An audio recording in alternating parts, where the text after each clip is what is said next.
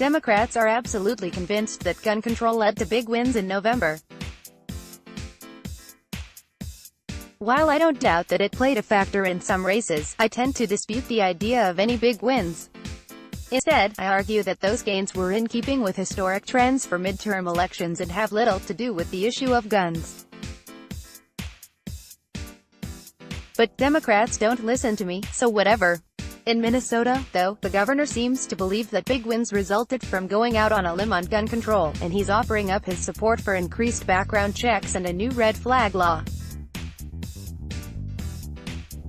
Hours after being sworn in as Minnesota's 41st governor, Tim Walz reiterated his support for a pair of gun control bills favored by Democratic lawmakers. At a news conference before a reception in the Capitol Rotunda celebrating his inauguration, Walz said smart gun laws can protect people from violence without infringing on Second Amendment rights. Those are not mutually exclusive goals, the new Democratic governor said. The legislature reconvenes at noon Tuesday and advocates on both sides of the gun issue are expected to make their presence felt in St. Paul. Democrats have said they plan to quickly reintroduce measures that failed to get traction last year, increased background checks and so-called red flag laws that allow police to take guns from people deemed dangerous. Republicans in the state have opposed both measures, and for good reason. Universal background checks, the only real way to increase them, aren't shown to have any appreciable impact on crimes committed with guns.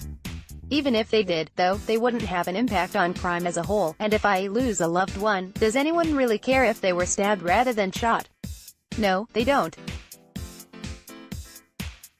Red flag laws are extremely controversial, and while they might look like a good idea, what may well happen is that people will be punished for simply having wrong opinions and also having the temerity to express those opinions. Let's be honest, there are a lot of people out there who think anyone who owns guns and is willing to use them to defend their lives represents a danger. How hard is it to imagine one of these people using a red flag law to disarm someone? I get the idea.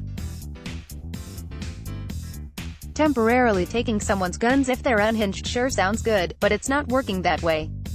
We've already seen one person die because they didn't want to give up their guns, reportedly over someone else's fear-mongering. I can't say that I blame them. Regardless, though, these laws won't do what Walz and his allies think it will.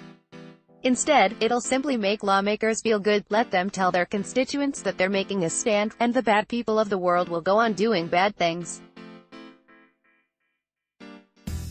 At the end of the day, they will have accomplished nothing except hurting law-abiding citizens. Good job, guys. What's your encore? Trying to ban forks because people are getting fatter?